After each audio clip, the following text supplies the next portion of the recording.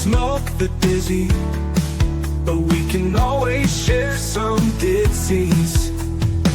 It's just a cup in time. This song doesn't have to run. Life's all of us, not every moment we can be feeling fine.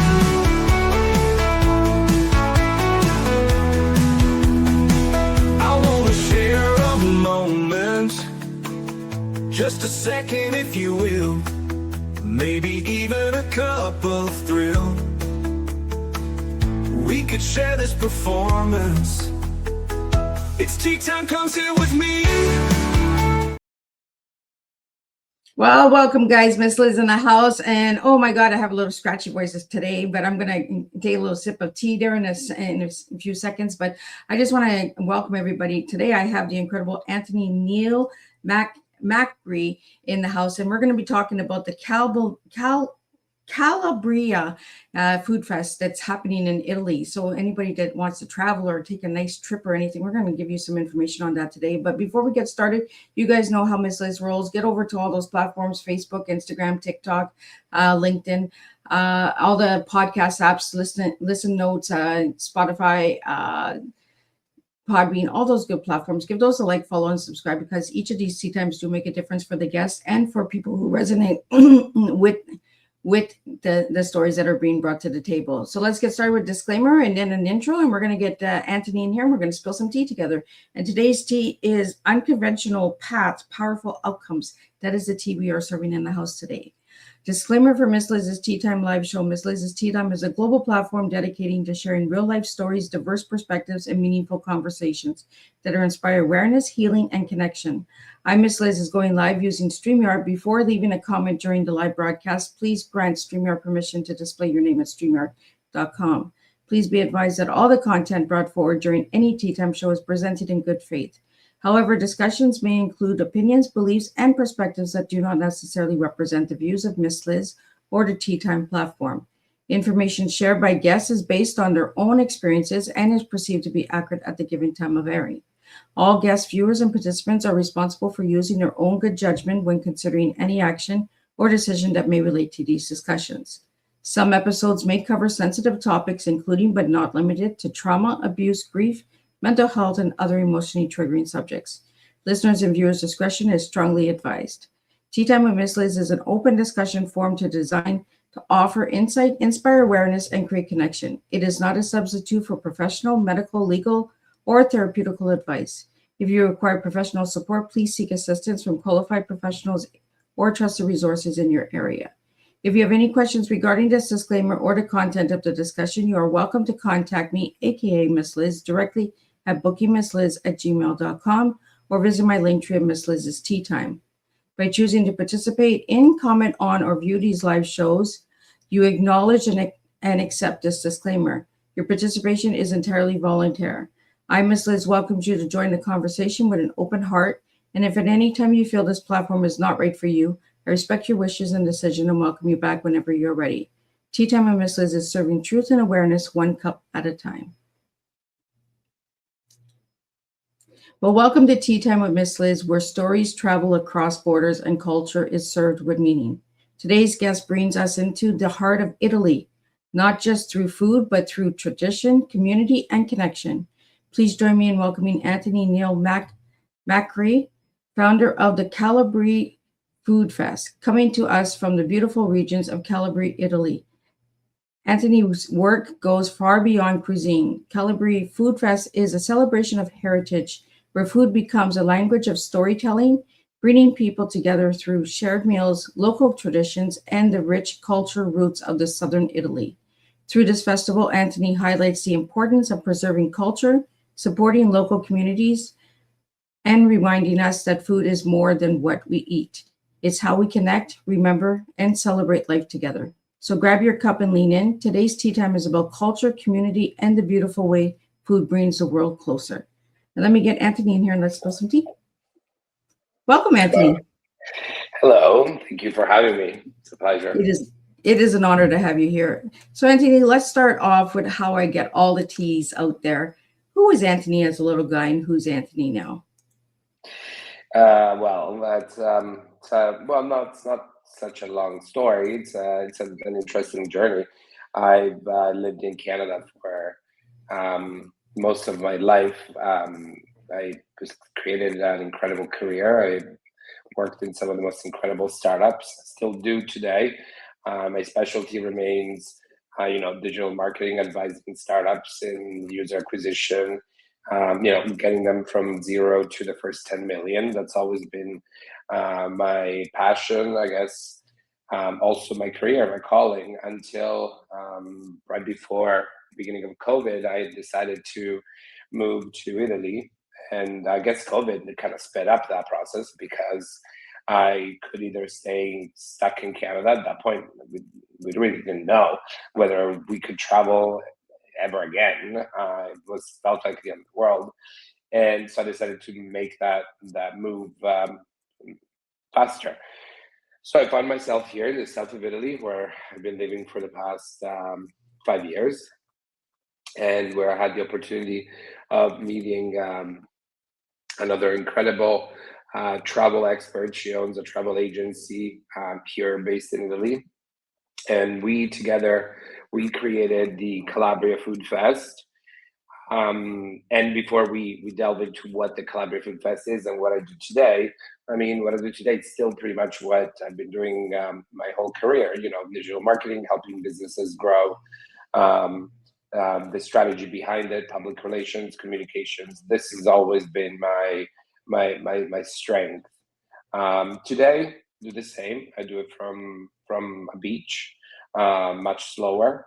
I get to think outside the box. I always joke about this because instead of thinking outside the box, I actually stepped away from the box entirely. And I'm only in the hustle and bustle when needed, which helps me gain clarity and work a lot better for me, for my clients, but also from a creative perspective, it allows me to be a lot more creative since I've moved away from all the noise. So from Canada, we have a question here for you, Anthony, and it's an amazing show. How did Anthony get inspired to move to Calabria? Well, so since I was a kid, I'm of course I'm Italian. I'm of Italian descent, So, but since I was a kid, I spent all my summers here in the south on the beach, where my best memories with grandma, with grandpa. The summers were magical. It was the most incredible time of my life. And after having worked for 15 years in some of the fastest startups in Toronto, New York, and COVID, I knew that I didn't want to. I couldn't see myself doing that forever. I just felt like there was no.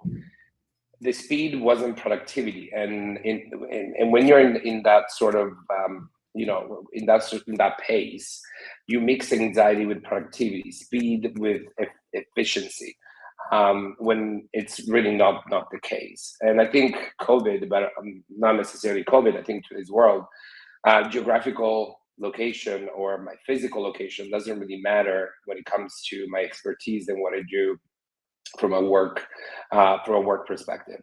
Actually, as I was saying before, since I moved to the south of Italy here in Calabria, the opportunities haven't really I haven't seen personally a stop in my career. I've seen actually better clarity from my perspective in the projects I choose, and how I balance my personal life, my creativity, and what I'm able to offer my clients. So if before, it was okay to sleep 3 hours a night because that was the pace that I thought that was productivity, or that was what life was all about. I no longer think that.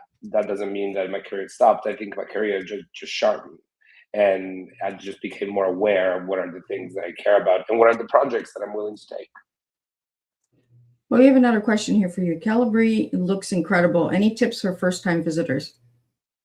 Well, the first tip. Well, so Calabria is one of those places that, for the longest time, has remained unknown to mass tourism. And one of the things I had started saying before was I met this incredible woman, Angela Donato, she's the CEO of this travel agency, and we together, last year, we created for the first time the Calabria Food Fest, which I think is the best way to personally visit Calabria. And it's a week-long traveling festival where people stay with locals throughout the region and experience in very small groups, intimate groups, what Calabria is all about. So it's not a big bus tour. It's not, and because one of the things that we wanted to do was we didn't want to create tourism that is to consume the place. It's about experiencing it. So, for example, if you were to visit a small, quaint village on the coast made of 600 people, showing up with a bus of 100, that's not tourism, that's an invasion. It's a terrible experience for the tourists, but it's also a terrible experience for the people that live there. So we wanted to do the exact opposite. We wanted to create these very small groups, very small experiences, and actually get people into people's homes, cook with nonnas. Because, for example, one of the most magical experiences that I remember from my childhood was cooking with grandma. And the table wasn't just, where you consume food. It was where culture started, where the family talked about tradition, where we talked about who we were, and we wanted to recreate that even for tourists because we didn't want to become just another travel product. Of course, we had an incredible success. So this year, we've created multiple groups, but the groups are never more than 10 people. That's because, of course, when we're talking to local nonnas, number one, they're like, I can't have more than 10 people in my house, and because most of the time they won't fit, but also because the experience wouldn't be as intimate. So the entire week has been designed to do two things: show Calabria for the tradition, what it was, where it comes from, and also teach about respecting the food, where it comes from, and who's making it. So it's not just about slapping it into a plate. We have incredible Michelin star chefs, but okay, so that incredible ricotta that made you famous in creating your signature dessert, where does it come from? Okay, so there is a family behind us making this cheese for 4 generations. They're as important as you are in that process. So we show our guests step one, which is let's go to the farm where this cheese is made. Then at dinner, we'll go to the Michelin star restaurant where you'll actually get to make that dessert with the chef. But it's about respecting the entire process on how that food gets into a plate. So we want to show that Calabria is, of course, an incredible region that looks at the future, is made of young people that want to do great things, and it has a very contemporary approach. But it's also a region that's very, very still attached to the tradition, and we have great respect for where we come from. So, Anthony, is that where your Noma is? Yeah. So my grandparents were both from here. So all my summers were spent here, and also some of my oldest friends that I still know to this day. We're all scattered around the world. Every summer, whenever possible, everyone still makes it to Calabria for a visit. So it's like old times. And Calabria is an interesting region because while the other regions have had, I guess, incredible marketing and incredible advertising in the past 50 years, Calabria still remains one of the most authentic places on earth. Authentic because it didn't need to make itself available to mass tourism. It never tried, and I don't think we are trying. And what's interesting is this year, the new slogan for this year's edition is it's where Italy begins. Most people don't know that the name Italy came from this region. The Greeks came when they settled and they created what was Agna Graecia, Greater Greece. And they came up with the name, but the name it started here in Calabria. So there would be no Italy without Calabria.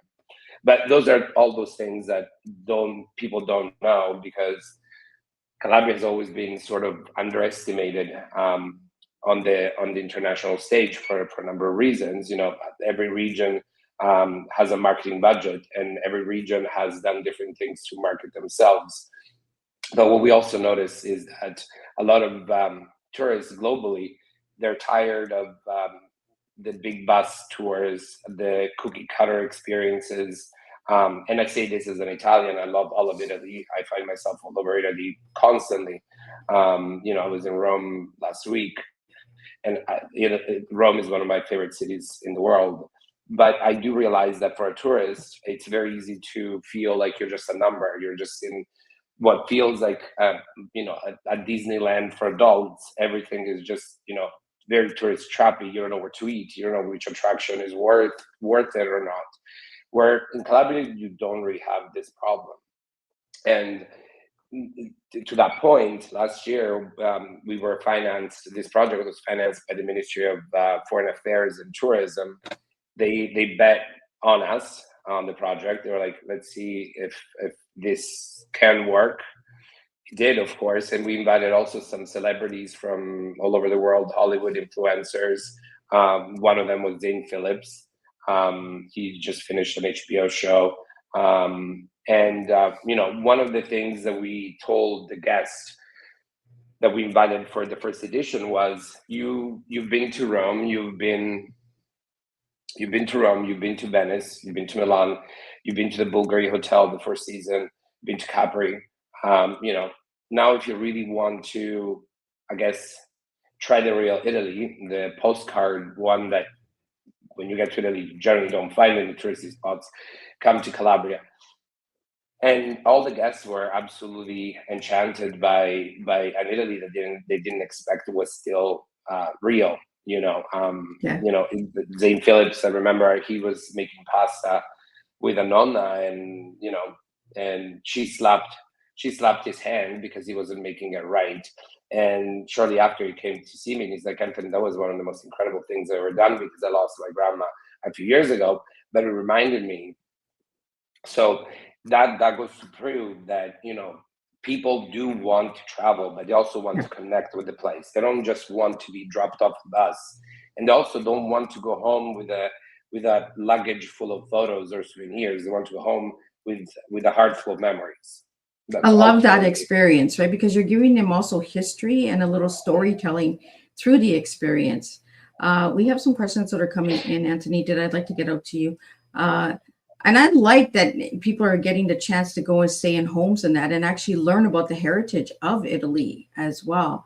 The question that came in is, how can someone attend the Calabria Food Fest? This year we still have a few spots left. We are closing the sales to the Calabria Food Fest April 15th. So I know for a fact there is a few spots left. If you're interested, the official website is calabriafoodfest.com, and you can get in touch with the team. It's probably going to be me that will see the email anyway. We can help you with the reservations if necessary. Though behind, as I was saying, there's a travel agency, Angela Donato. She's the CEO of the agency, and she's the one that's taking care of all the logistics when it comes to airport transfers. If you need flights, she can also take care of that as well. So yeah. Another question for you, Anthony, is what makes Calabria different from other regions in Italy? Well, all of Italy is beautiful. I love Italy. The entire country is just, you could spend a lifetime, and I say that as an Italian, and discover a new town, a new village, a new food. It's incredible. What I think Calabria is different than any other places is that we have two seas. We have the Tyrrhenian Sea, the Ionian Sea, which the Ionian Sea looks out to Greece. And in the middle, we actually have two very different types of mountainous, vegetation and terrain. For example, if you go into the Sila area, which is the northern side of Calabria, it looks like the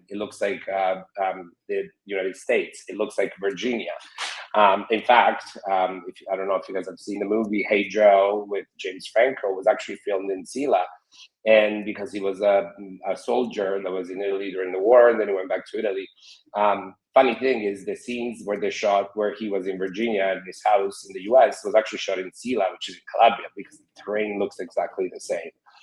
And then if you go a little south on the same mountains, you get very, very similar terrain, mountain terrain as the Alps. So what makes it interesting and unique is that you can virtually be on the beach, and I've done this year at Christmas.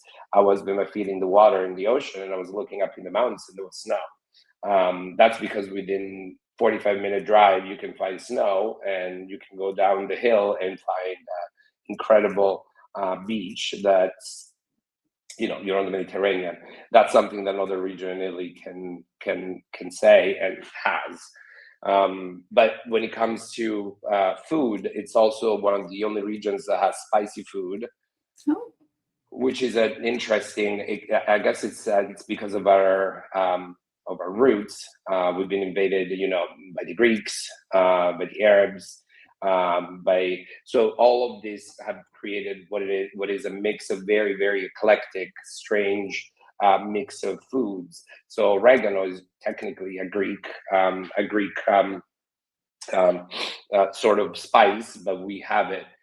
We also have a wine that's called White Greek, which is funny because genetically it's a grape it's actually a Greek grape that's no longer available in Greece. But the Greeks, when they came and invaded our coast, they had dried grapes on the boats, so they dropped it on our coast. We still have that grape, which is a great wine we drink from our coast, but in Greece they don't have it. We're the only one that have it. But it's still considered a Greek white. oh, So wow, there's a lot of we get to very learn so much interesting- through you, Anthony, with this experience and conversation. And that's what I like about having different conversations with different countries and different guests, because we learn right through heritage and culture and all that good stuff. We have a question here. How can global audience get involved in this movement? Is this a movement, or is this like an annual fest? Like, what could you share a little bit more on that? This is an event that goes every year from June 16 to the 23rd. We chose on purpose this date because we want to start the summer solstice is on the 21st. So every year will always be this date. As of now, we're welcoming groups from all over the world, and we have partners from all over the world that are, creating groups. We've created experiences that are in Calabria, and the goal is to integrate into the community when they come. But for example, we have a Latin American nutritionist that works in television, together with a yoga expert. They've created their own group where they're coming to take part in the experience, and we've designed a week-long experience made out of wellness, food in the territory. So they're experiencing Calabria in a different way, always being part of the community. So it's also because we want to show that Calabria can be a lot of different things. For a wine lover, it would be incredible going around and visiting all the wineries. For somebody that's a nutritionist or that doesn't drink, that would be a horrible nightmare.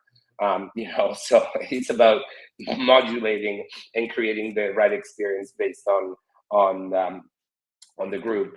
So it is a movement because we are working with virtually all sorts of groups from all over the world. They've seen what we've done last year on Instagram. If you go on Calabria Food Fest, you'll see all the different guests that we had last year, and some of these guests have expressed their interest in coming back with their own friends, their own groups, like the actor Zane Phillips.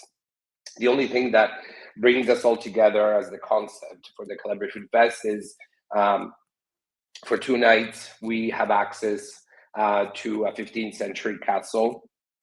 Well, all the groups, regardless of the yoga group, the food group, the wine group, whatever group, we all gather together in this 15th century castle in Squillace, which is on the Gulf, and where we have a gala dinner, red carpet, and it's a celebration of Calabria for the guests. And that's where also all the chefs that the guests have met throughout the week will also get to enjoy a full dinner. So the same chefs will be cooking a gala dinner for the guests. So everything they pretty much, if we've learned about bergamots, which is a Calabria product, fileia type of pasta, or nduja, which is a type of sausage, all those products will all be brought to life into one gala dinner with entertainment. We'll all celebrate together. And what we generally say, it's not a goodbye, it's a see you again, because generally speaking, people keep coming back after the experience. Well, Anthony, we have a question here. What challenges did you face building this cultural platform? Well, I mean, no, I wouldn't say it was. Well, there are two sides of it. One, the challenges is from a commercial perspective, and I say this from a marketing perspective, is that it's very hard to present a product even to institutions and potential business supporting you, saying it is a festival for 10 people at a time, because it doesn't sound like it's something that can scale. And of course, that's also very tough to sell it to, as I said, institutions. I mean, how can you go and say, I want to bring 15 people to Calabria, now finance it and believe in this project? So that was definitely a challenge. Of course, we proved them wrong, or at least we proved the project, the concept, because out of 15 now this year we have 70 people, which means 7 groups. It's not 1, it's 7. We hope to continue growing. Other challenges in the community, like local community, I did not find. I think most people want to meet other people, other cultures. They're happy to welcome them in their house, but there is a limit to everything, which means that, as I said before, don't come here looking to consume the place. Come here looking to savor it, to experience it. And that's part of our goal. Our goal is to create tourism that's regenerative. The tourist doesn't come here and take something. If you take something, you're also going to leave something, and it's not necessarily financial. It's about that continuous exchange where both communities, you leave Calabria enriched, and also the local community is left with something as well. So it's that sustainable tourism that doesn't end up, absolutely consuming the region, as we've seen happen in other places here in Italy, but also other places in the world. So part of our objective was, let's try to create something where, instead of bringing 70 people to a mega restaurant that can handle that massive amount of people at once, let's do 7 groups with 7 different nonnas in 7 different areas of the region that are unexplored. So the whole community waits for them because it's excited to see who are these 10 people. We want to meet them, and this happened, for example, last year.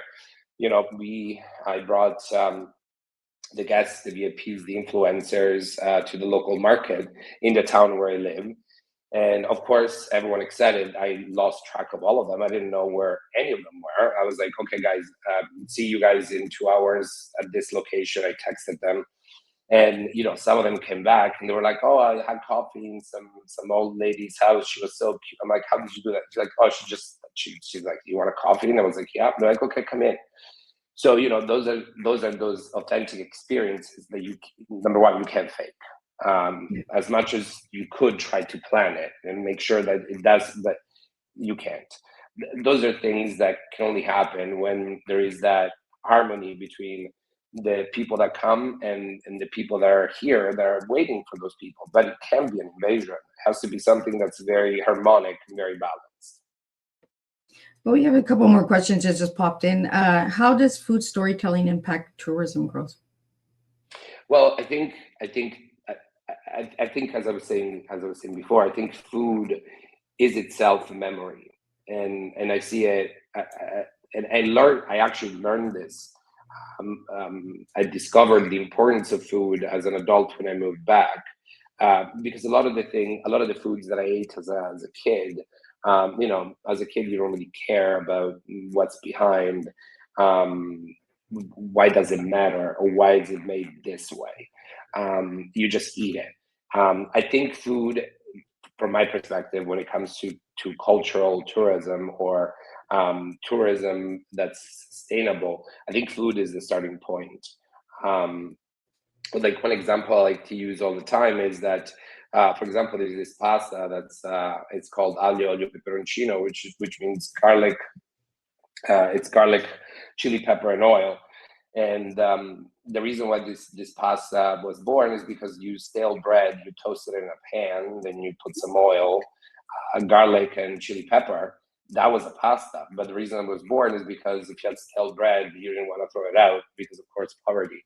And throwing out bread was not something you could do. So there was a way to create sort of a texture on pasta because you had just garlic and chili pepper and oil, which is not a topping for a pasta. But the stale bread that was toasted in a pan, that became so something that you could throw out. It became the most precious thing on an actual plate of pasta. And that's a bit what I think storytelling is. I think if you start from just as simple as that, saying, the importance of bread, a family that had bread was considered rich. But the problem is if that bread is stale, you can't throw it out because it's a sin. So what you do, you invent something that becomes now what it is now, a dish that Calabrians eat all the time. I personally love it. If a restaurant makes it, I'm ordering it. But it's extremely simple. There's nothing complex about it. So I think storytelling, should start in many places and in many cases from the food. I think food is where everything begins, and the table. The table is, at least in Italy, I'm not sure in other cultures, but for Italians, for me personally, but for Italians, I think the table is where culture has been passed down from generation to generation. I still think about some of the conversations I had with the elders and my grandparents. This was at the Sunday table. I'm getting a lot from this conversation is conserving, right? Saving those memories and then bringing them back to the table. And my daughter is dating an Italian, and they do a lot of family get-togethers and a lot of cooking together, and that's their time of bonding. So did you find that as a child growing up that was bonding time, like with grandma and grandpa and like with relatives with the food, and that's why the food is such a passion for you, Anthony? Yeah, for sure. I mean, I remember the whole like family gathering, being together, the good aspects of it, they're not so good, the annoying aspects of it as well. This is definitely part of the my upbringing, and what I also cherish and I remember, and I think about that as an adult, is that when you were at an uncle's house or aunt's house or your grandparents' house, and you weren't only the responsibility as a child of your parents, you were a family responsibility. If you misbehaved, you would disappoint not one, not two people, you would disappoint 27 people at the table. So it was also this sort of like constantly learning of how to also interact with society, because it wasn't just your close family. It could be friends, they could be friends of friends that were at the table, and it was this constant learning experience on how to behave at the table, but also what adults are saying. You were never really separated, you were just there and you had to behave, and food was always the centerpiece of it all. And the rituals behind it, like I remember, and still to this day, if I go for a walk at the local market and I see a certain ingredient, the other day I saw asparagus, because it is the season, we eat seasonally here. I remember what my grandma said was like, whatever the season gives you, that's what you eat because your body needs it. And if you go looking at, and then I looked into it, and as crazy as that sounds, technically all the foods based on at least here in the Mediterranean, all the foods that you get seasonally also provide you with all the vitamins that you need to survive the season in a healthy way. So in the winter, you get oranges, you get all the fruit that has vitamin C. You need that for the colds. You just get it from the market. You don't like, it's something that the land just provides. And also, you got the market, you see a product, like, as I said, the other day I saw the asparagus, and automatically you start thinking of all the recipes of the season. But it's not just you, it's all the people around you. I was buying asparagus, and a couple of older ladies, they were like, what are you making with it? And I was like, I don't know. It was like, maybe a risotto. And they started telling me, how do you make it? I was like, was like, I don't know. I was like, I probably suck the way I make it, you know. But I tried to say, you know, they weren't very impressed with my way of making it, but they also told me how to make it correctly. So there was also another way of engaging with the tradition. You know, I was like, okay, tell me. I'm sure you know it better than I do. And that's ultimately what was at the core when we thought about Calabria Food Fest. It wasn't just, you know, a food festival where people just go and eat. It was about, let's start from the food and then move outwards to the entire culture, to the geography and the places. Bergamot, why does it grow in this area? Why is it important historically? Why was it important? Nduja, how was it born? Why is the fish more consumed on the coast and not on the mountains? All those things. Yes, there are products. Yes, we consume them. But in every region, in every area, even in some villages are consumed and some others not, So I think that's where it all started. We wanted to tell about an incredible region, but starting from the food, which is our most cherished memory. Well, we have a couple more questions that just popped in, and then I have a couple questions here for you as well, Anthony, that I'd like to get out to you. What is the long-term vision for the Food Fest? Well, the long-term vision for the Food Fest is to create an engine, interest into the region, controlled interest. What I mean, it sounds terrible because it sounds like something so contrived. No, we want to create interest in people that want to come to Calabria to experience it with the right mindset, and they are looking for a place to connect, to slow down, and also to discover an Italy that's not necessarily available anywhere else in the country. That's a long term. Realistically, we would love to be able to bring 1,000 people a year in Calabria, but always in a way that's sustainable and respectful of course, the people that live here. I like that you got that in there, the respectful, because a lot of people, they just travel just to travel, right? Just because they can. And you're making this an experience, a memorable experience, so that they'll want to go back, or they'll go home and they'll say, you know what, that was the best experience I've ever had. Get good feedback. The next question that came in for you is, what role does digital strategy play in promoting culture? Well, this event, this cultural event, this tour, however we want to call it, was born digital. And culture is virtually everything. And in today's world, if you want to promote anything, whether it's an event, a festival, without the digital strategy, you're not going to go anywhere.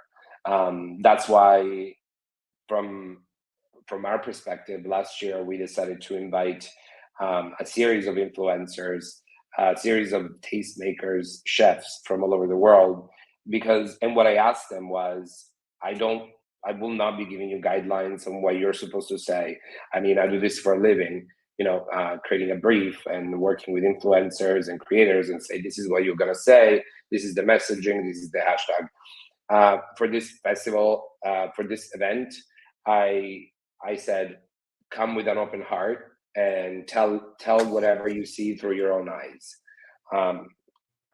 Of course, because I thought that would be the most authentic way. And I told them, if I'm selling you something authentic and I'm telling you it is authentic, you need to authentically communicate it in your own way. And I will not be telling you any tagline. You just go out and experience it. And it worked incredibly, because last year we've had, I think it was about 32 million interactions in a week. Ooh. Yeah. So during the week, the account, and we used a series of tools to measure what the impact had been on social media globally. It was about 32 million interactions. So from my perspective, from a digital marketing expert, it was an incredible success, because everyone, from each one's perspective, as I said, we had wellness influencers. They were, showing themselves walking or running on the beach at 6 in the morning and being like, look how beautiful this is. Some others were cooking with local chefs. Some went fishing with like older men. That to me is the most authentic way of communicating culture, and that's because it is authentic. There's no script. You know, and I love it because that's the best experience. You know, It is. It's for them, for the guests, but it's also for the people that live here. I couldn't possibly ask one of the local nonnas or nonnos or whoever, you're gonna say this, or it wouldn't work. It wouldn't work because they wouldn't do it, and for that I yeah. love them. But also I wouldn't want to do it because it's not sustainable and it would come across as super fake. And I see this in many destinations, not in Italy, but in general. It could be anywhere where they're exasperating the word authentic with videos that at a skin level feel everything but authentic. So, and that's why I went radically the opposite of that direction, where I was like, I will give you no direction whatsoever. Do whatever you want. Even the nonna slapping the guy's hand, being like, you suck at this. That's not how you make pasta. That was authentic because he was sucking. Like that wasn't good, you know. But that's authentic. That's a nonna telling you you're not good at this. But come, I'll show you. You can learn. But those are the moments that I think people do want, and I think ultimately people do want to connect to a place. And as I said before, people want to go back home from a trip with a heart full of memories, not with a luggage full of souvenirs and Instagram photos. Exactly, right? Because who ends up with all of that stuff when someone passes away, right? It just keeps getting Exactly. pushed to somewhere else where you can share the memory and the moment for a lifetime. You can put it into a story. You can share it with your children when you get home. What feedback have you gotten from the locals on this event? Everyone has been super super excited. I've seen some of these people throughout the year after the event, after the tour, and one of them is the mother of one of my friends, and she's one of the nonnas. And she's asking me, she's like, when are we doing it again? How are these people doing? And then I've also had we've had interest coming from other nonnas, other restaurants, other little activities that are like, we would love to take part in this, and that is a positive signal, because that means that what we're doing is not, it's something that the community is seeing it as a positive thing. We're not trying to invade or disrespect or consume what they do, just as if it was another product to be used and discarded. That's a positive signal. That means that they do want to be part of it. We've been contacted by little farms that make mozzarella, farms that make bread, all sorts of different things. And this is exciting because that means that, as I said, they loved it, and it also makes our life easier, because that means we have partners all over the region that want to do this. So it's very exciting. I like that you're keeping the heritage alive, and the culture alive, bringing back that old, my Oma taught me a lot from Germany, and, she was like, nope, that's not the way we do it. And I'm just like, oh, okay. But Yeah. that's what we need. We need that connection. We need that family bond, and, learn from the elders, learn from the people who brought it to the table to begin with. A question I have here for you is, what has been the most powerful moment you've experienced so far while building this festival? I think the most powerful has been when this was at the castle, when, as I was saying before, we all gather in this 15th century castle in Squillace, and we got the results of the numbers for the week, and we were about to go have our gala dinner, and that was incredible, because when I got on the stage and all the guests, all the influencers, VIPs were there, and we also had the farmers, the producers that were invited, and when I got on stage, they were like, what's your comment? I was like, honestly, I was like, as a creative director, And as a creator of co-creator of the tour of the event, I all I can say is thank you to you guys. You guys have made my job virtually um, the easiest because I didn't really have to do anything. You guys did everything, and I couldn't have imagined a better outcome. And I mean, I was absolutely exhausted because for a week I barely slept. I was, running around with the guests, making sure that all those experiences and everything would run smoothly. But that was, I think, I was so exhausted. I honestly, I had prepared even a speech, but I couldn't even find the paper in my pocket. So I was like, I'm just super happy. I was like, you guys made my job so easy. I wanted authenticity, and you guys gave it. So that was for me the most incredible moment. Well, and seeing all of that come together, I bet you it was a heartfelt moment as well. Yeah, for sure.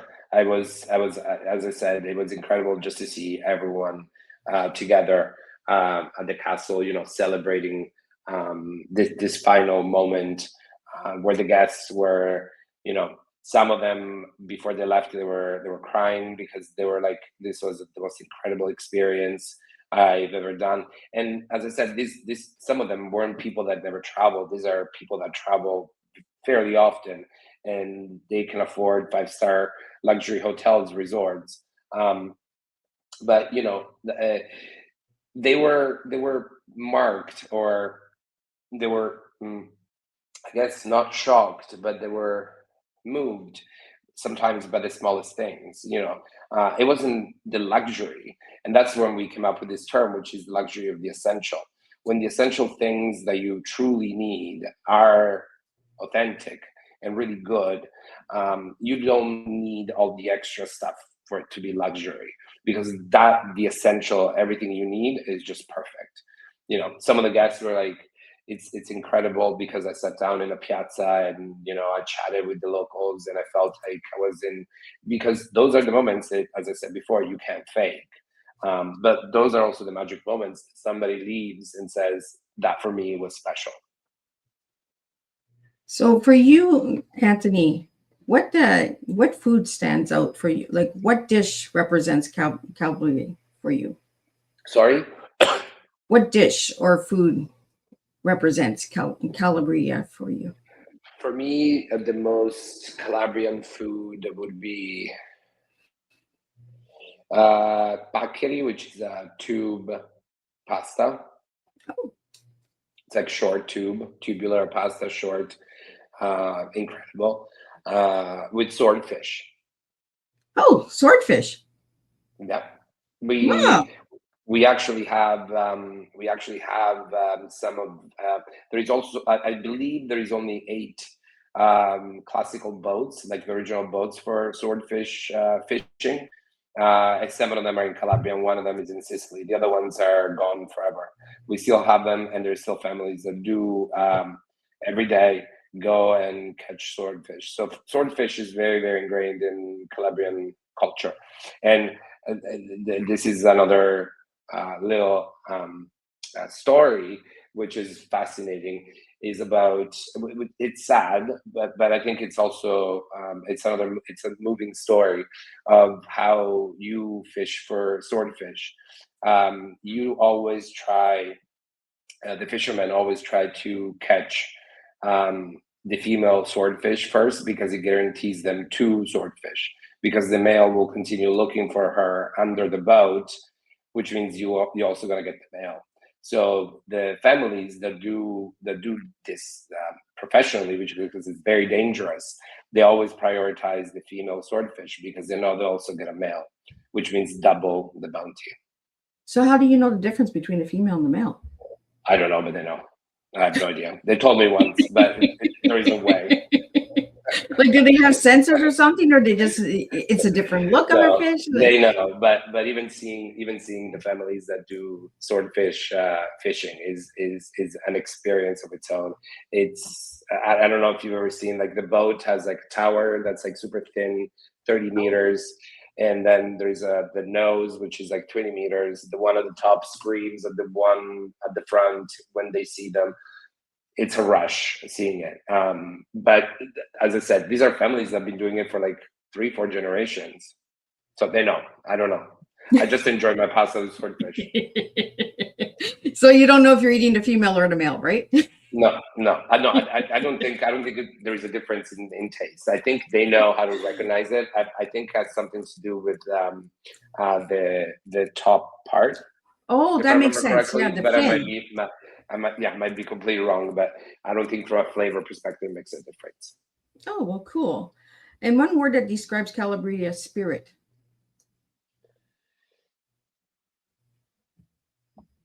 Huh.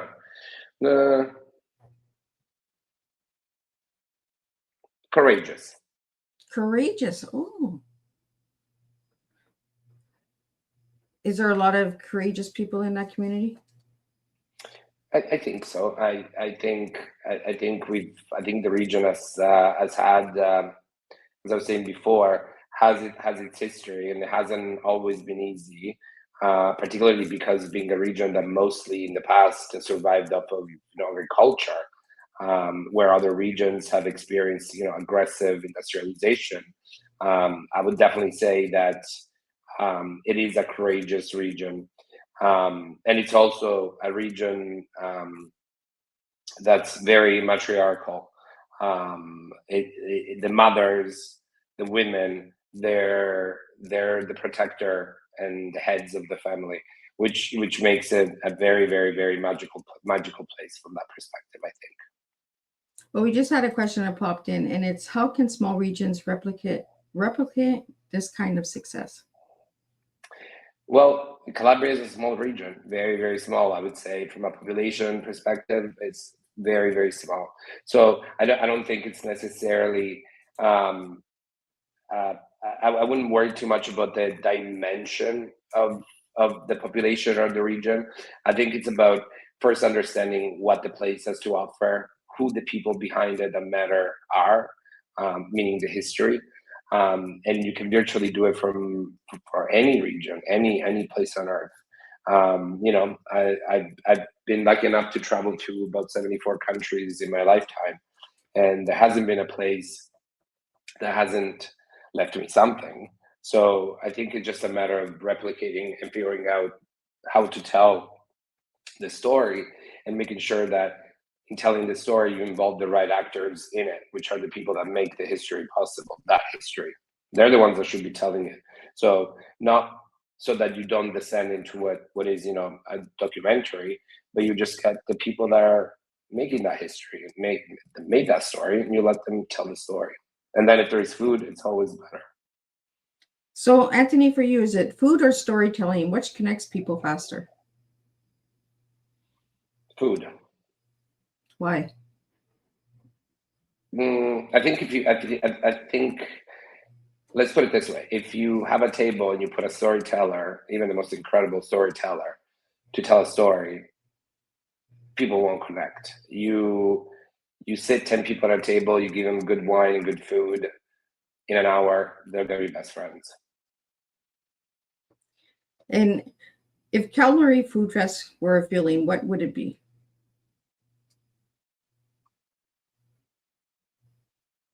Discovery. Oh, I like that word. Because that's what we actually did this afternoon is we discovered a lot of stuff. We have a question that just came in and it says, what advice would you give to someone who wants to start? To start, I guess, an event or a tour. Yeah, as I was saying before, start with the food, start with the people that make it. Actually, I would probably go back and say, start with the people that make it, the families, the producers, and then figure out where that food is used, where that food is being consumed and transformed. That already you have a story because you have the people that make it, you have the people that procure it, and the people that transform it, and then the people that eat it. That in itself is already an incredible storytelling exercise. And then if at the end there's a table, as I said, with a group of people, then you have both. You have incredible storytelling, you have incredible food and storytelling. I'm kind of glad that you said food first because I'm a food person too. And I like trying different foods and different tastes and different ways of creating food. Have you seen different spaghetti sauce and stuff like that made in Italy, and you're like, "Ooh, that's different"? My Oma doesn't do that. Yeah. I mean, when I was in Canada, I mean, as I said, I've been lucky enough to have learned from my mother and my grandparents how to make sauce. So honestly, I've never purchased that already made sauce. I think I don't know. I'd rather not comment. Friends have made me try some. I think some of them could be defined as crimes against humanity. Personally, because they're terrible. but but yeah, no. I mean, having moved to Italy, I've definitely discovered a whole. Personally, I've discovered to respect food a lot more than I did before. What I mean by that is respect because you respect the seasons, but you also respect the people that make it. And in when I was in New York, when I was in Toronto, and this is something that now a bit bothers me, but that's personal. And I've learned this from a chef, a local chef. In Toronto and New York was fairly often you find this molecular restaurant that would give you like a tomato foam. And living in Calabria or in Italy, I wouldn't say I find it offensive because I'm not offended, but I think if you have an incredible tomato, there is absolutely no reason why you need to turn it into foam. Just bite the damn thing. It makes no sense. Like respect the food for what it is. There is absolutely no reason you need to transform it into something that looks like something different. I get it, it's art, and I respect the skill set behind it. But living in Italy has taught me how to respect the food a lot more and the seasons because I also have met the people that do make it, and I know the hard work that goes behind making one tomato, that goes making one lettuce head. Now I think twice about throwing out food, and I've learned a lot from the locals how to reuse food. So before I was saying, the pasta with distilled bread that gets toasted on the pasta. Those are all ways that you learn only when the local communities in the history, not today, of course, but in the past when they experience hardship. Those are dishes that came exactly from that. But they also teach you that the food is extremely precious. Just because today you can afford 4 tomatoes, you can throw 2 without thinking about it. It's still offensive to the food, and it is offensive to the people that work so hard to make it. Well, I'm going to wrap up with your tea because the tea that you gave me, Anthony, was unconventional paths and powerful outcomes. Why'd you give me those words for your tea? Why? Yeah, why? Well, because I never thought I would be doing. I never thought I would be living in the south of Italy, and I never thought I would be spearheading or co-creating a cultural event of this magnitude ever. Because my path was to continue working as an executive, as a vice president of an agency, digital marketing of a startup, whatever. As I said before, I have an incredible career in the digital world as a consultant, as a digital strategist. So that was the easy path. That's what I expected that I would continue doing, and I'm still doing. I just didn't expect I would be doing it from a small 9,000 people village on the Mediterranean in Calabria, while also trying to advertise this place as the most magical and incredible place on earth. So that was kind of like the outcome that nobody expected. Me and nobody others in my family. And Anthony, what's your final message for everybody today?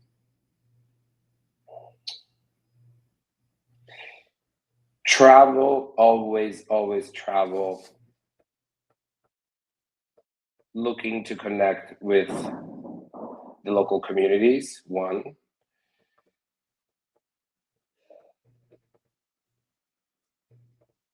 Speed is not performance.